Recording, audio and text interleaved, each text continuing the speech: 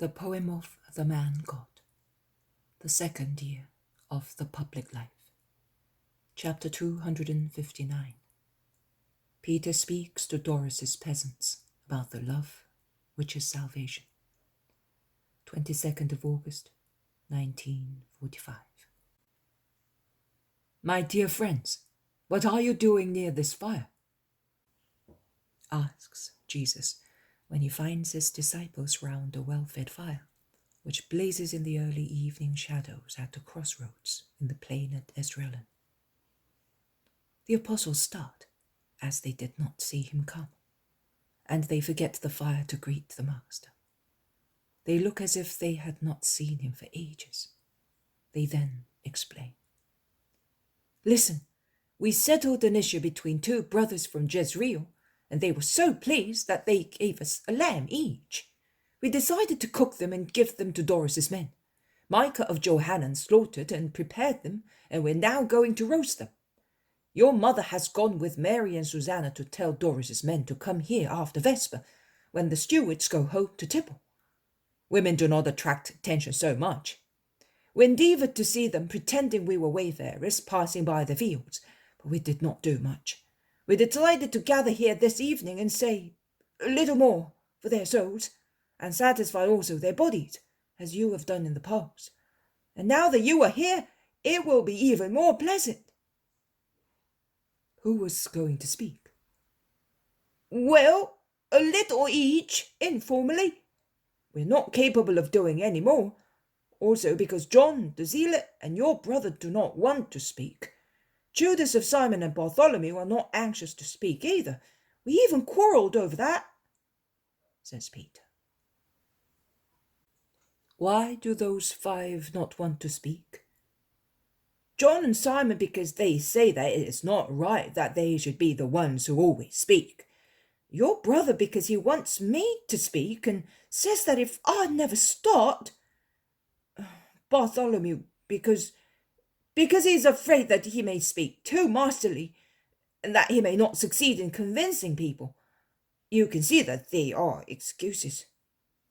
And you, Judas of Simon, why do you not want to speak? For the same reasons as the others, for all those reasons, because they are all fair. Many reasons, but not one is specified. I will now decide, and my verdict will be inappellable. You, Simon of Jonah, shall speak, as Thaddeus wisely says, and you, Judas of Simon, shall also speak. Thus, one of the many reasons, the one known to God and to you, will no longer exist. Master, believe me, there is nothing else, Judas endeavours to retort. But Peter cuts him short, saying, Oh, my lord, how can I speak in your presence? I shall never be able. I am afraid you might laugh at me. You do not want to be alone. You do not want to be with me. What do you want? You are right. But what shall I say? There is your brother coming with the lambs. Help him. And while you are cooking them, think it over. Everything helps to find a subject. Also a lamb on the spit? Asks Peter incredulously. Yes. So obey. Peter heaves a deep sigh, a really pitiful one, but does not reply. He goes towards Andrew and helps him to fix the lambs onto a sharpened stick, which is used as a spit. And he watches them cooking with such a grave countenance that he looks like a judge on the point of passing sentence. Judas of Simon, let us go and meet the women, orders Jesus, and he goes away through the barren fields of Doras. Judas, a good disciple does not despise what his master does not despise, he says after a little while, without wasting words. Master, I do not despise, but like Bartholomew, I feel that I would not be understood, and I prefer not to speak. Nathanael is afraid that he may not fulfill my desire, which is to enlighten and relieve hearts. He is at fault too, because he lacks confidence in the Lord. But you are much more at fault, because you are not afraid of not being understood, but you disdain being understood by poor peasants, who are ignorant of everything except virtue. They surpass many of you. In fact, as far as virtue is concerned, you have not yet understood anything, Judas. The gospel is really the good news brought to the poor, the sick, the afflicted, and the slaves. Later, it will be given also to others, but it is given just to assist and relieve those who suffer from all kinds of misfortunes. Judas lowers his head but does not reply. The Blessed Virgin, Mary of Clopas, and Susanna appear, coming out from a thicket. I greet you, Mother. Peace to you, women. Son, I went to those poor wretches, but I was given news that did not make me suffer so much. Doris has got rid of this land, and Johannan has taken it. It is not paradise, but it is no longer hell. The steward told the peasants today. He has already gone, taking away on his carts all the corn to the last grain, and thus leaving everybody without anything to eat. And as Johannan's steward today has food only for his own men, Doris's peasants were to be left with nothing to eat. Those lambs are really providential. It is also providential that the men no longer belong to Doris. We saw their houses. Pigsties, says Susanna, who is obviously scandalized. The poor people are so happy, concludes Mary of Clopas. I am happy too. They will be better off than previously, replies Jesus, going towards the apostles. John of Endor joins him, carrying some pitchers of water, which he is taking along with Amastius. Johannan's men gave them to us, he explains after greeting Jesus respectfully. They all go towards the spot where they are roasting the 2 lambs in a thick cloud of greasy smoke. Peter keeps turning his spit, and in the meantime he broods over his thoughts. Judas Thaddeus, instead, is walking backwards and forwards, engrossed in conversation, holding one arm round his brother's waist. Of the other apostles, some bring firewood, some lay the table, carrying large stones, to be used as seats or as a table, I do not know. Doris's peasants arrive. They are thinner and more ragged than ever, but they are so happy. They are about 20 in number, and there is not even a child or a woman with them. Poor men, all alone. Peace to you all, and let us bless the Lord for giving you a better master. Let us bless him by praying for the conversion of the man who has caused you to suffer so much. Is that right? Are you happy, old father? I am glad too. I shall be able to come more frequently with the boy. Have they told you? You are weeping for joy, are you not? Come here. Do not be afraid, he says, speaking to Marciam's grandfather, who stoops, kissing his hand and weeping, whispers, I beg nothing else of the Most High. He has granted me more than I asked. I would now like to die, lest I should live so long that suffering may overwhelm me again. The peasants, who were somewhat embarrassed being with the master, soon take heart again, and when the 2 lambs are laid on large leaves arranged on the stones brought previously, and the portions are made, each of which is placed on a large bread cake that serves also as a dish. They relax in their simplicity, and they eat with relish, satisfying their hunger after starving so long.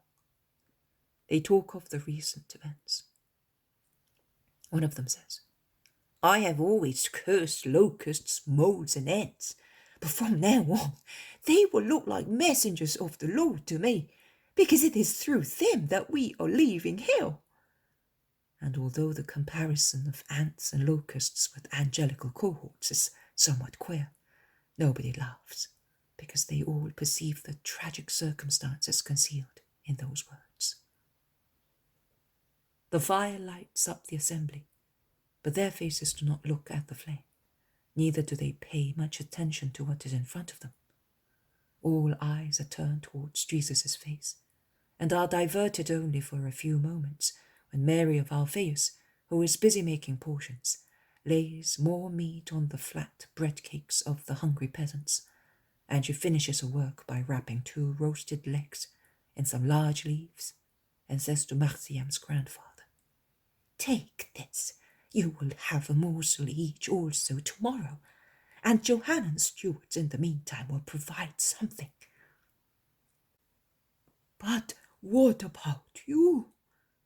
"We will have less to carry. Take it, man." Of the 2 lambs there is nothing left but the picked bones and the persistent smell of dripping fat, still burning on the fire, which is dying out, and its light is being replaced by moonlight. Johannan's men also join the others. It is the moment to speak to them. Jesus' blue eyes look up in search of Judas, who is sitting near a tree, half hidden in the shade. And when Jesus sees that Judas pretends he does not understand, he calls in a loud voice, "Judas!" Judas is thus compelled to stand up and come forward. "Do not seclude yourself. Please, evangelize in my place. I am very tired. In any case, if I had not come this evening, one of you would have had to speak." "Master, I do not know what to say. At least ask me some questions." "It is not for me to ask you then. Men, what do you wish to hear or to have explained to you?" He then asks the peasants. The men look at one another. They are uncertain. At last, a peasant asks, "We have become aware of the power of the Lord and of his bounty, but we know little about his doctrine. Perhaps we will now be able to learn a little more, being with Johanna. But we are really anxious to know which are the essential things we must do in order to gain the kingdom that the Messiah promises. As we can practically do nothing, will we be able to gain it?" Judas replies, "You are certainly in a very painful situation. Everything in you and around you conspires to drive you away from the kingdom. The lack of freedom to come to the master whenever you wish, your condition of servants of a master who, if not hyena like Doras, is, as far as we know, a Molossian hound who keeps his servants prisoners. Your sufferings and dejection are unfavorable conditions to your election to the kingdom. Because it is difficult for you not to cherish resentment and feelings of grudge, criticism, and revenge for the man who treats you so hard. And the bare essential is to love God and one's neighbor. Otherwise there is no salvation. You must be watchful to maintain your hearts passively submitted to God's will, which is revealed to you in your destiny, and bear your master patiently without ever taking the liberty of expressing a judgment that certainly could not be kind to your master, or express gratitude for you. In short, you must not ponder on your situation to avoid feelings of rebellion that would kill love. And he who does not love will not reach salvation, because he infringes the first precept. But I am almost certain that you will be saved, because I see that you have good will joined to kind souls, which gives rise to hope that you will be able to refrain from hatred and desire for revenge. In any case, God's mercy is so great that he will remit what is still lacking for your perfection. There is silence. Jesus has lowered his head so much that his countenance cannot be seen. But the faces of the rest can be seen, and their expression is certainly not happy. The peasants look more dejected than previously. The apostles and the women seem surprised and almost frightened. We shall endeavor to repress every thought against patience and forgiveness, the old man replies humbly. Another peasant says with a sigh, It will certainly be difficult for us to reach the perfection of love, because it is already a great thing that we have not become the murderers of those who tortured us. A soul suffers a great deal, and even when it does not hate, it finds it difficult to love, like emaciated children who grow with difficulty. No, man, I, instead, think that just because you have suffered so much, without becoming murderous and revengeful, your souls love more strongly than ours. You love without even realizing it, says Peter to comfort them. And he becomes aware that he has spoken, and he stops to say, Oh, Master, but you told me that I had to speak and to find the subject even in the lambs that I was roasting.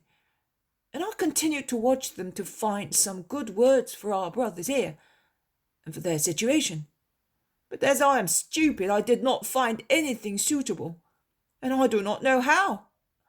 I found that I was wandering away in thoughts, which I do not know whether they are strange, in which case they are certainly mine, or holy, and if so, they have certainly come from heaven.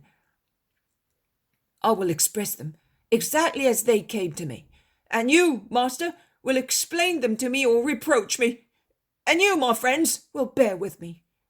I was looking first at the fire, and I thought, now, what is a fire made of? Of wood. But wood does not burn by itself, and if it is not dry, it will not burn at all, because water makes it heavy and prevents the tinder from lighting it.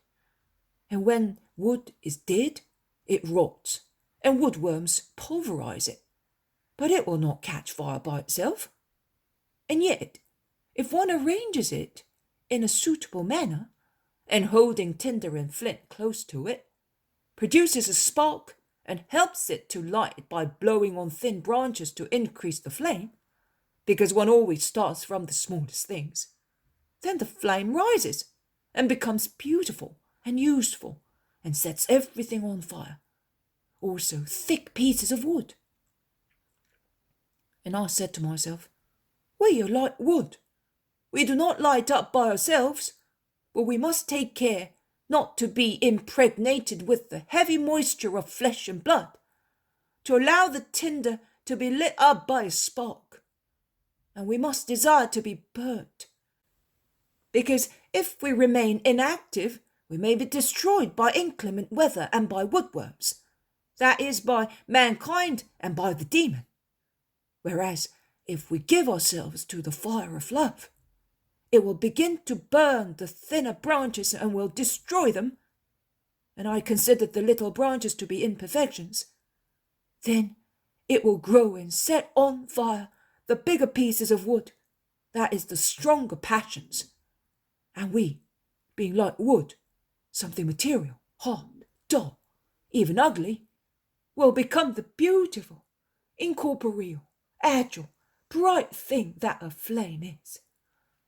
And that because we have given ourselves to love, which is the flint and tinder that turns us poor sinners into future angels and citizens of the kingdom of heaven.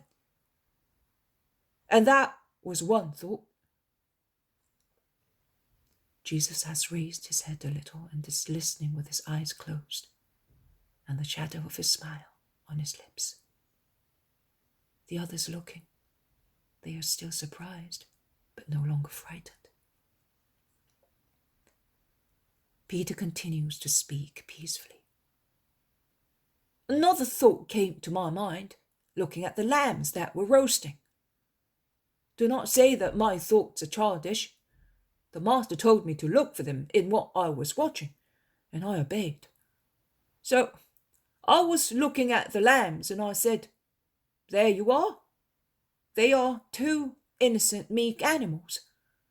Our holy scriptures are full of gentle allusions to lambs, both to remember him who is the promised Messiah and Saviour, as was symbolized in the Mosaic lamb, and to remind us that God will have mercy on us. The prophet says so. He comes to gather his flock together, to assist wounded sheep and carry those whose limbs are fractured. How much goodness, I was saying to myself. We must not be afraid of a God who promises us, poor wretches, so much mercy, but, I still said to myself, we must be meek, at least meek, since we are no longer innocent. We must be meek and anxious to be consumed by love. Because what would the most beautiful and pure little lamb also become, after it has been slaughtered, if it is not cooked on a fire? A putrid carrion. Fire instead turns it into wholesome, blessed food. And I concluded, in short, all good things are achieved through love. Love relieves us of the burden of humanity. It makes us bright and useful. It enables us to be good to our brothers and grateful to God. It elevates our good natural qualities, raising them to a height that bears the name of supernatural virtues. And he who is virtuous is holy, and who is holy possesses heaven. So it is not science or fear that open the way to perfection for us. It is love. It detaches us from evil, much more than the fear of punishment, as through it we do not wish to grieve the Lord. It makes us pity our brothers and love them, because they come from God. Therefore, love is the salvation and the sanctification of man. That is what I was thinking while watching my roast and obeying my Jesus. Forgive me if that is all, but those thoughts did me good. I offer them to you, hoping that they may do you good as well. Jesus opens his eyes, which are radiant with joy.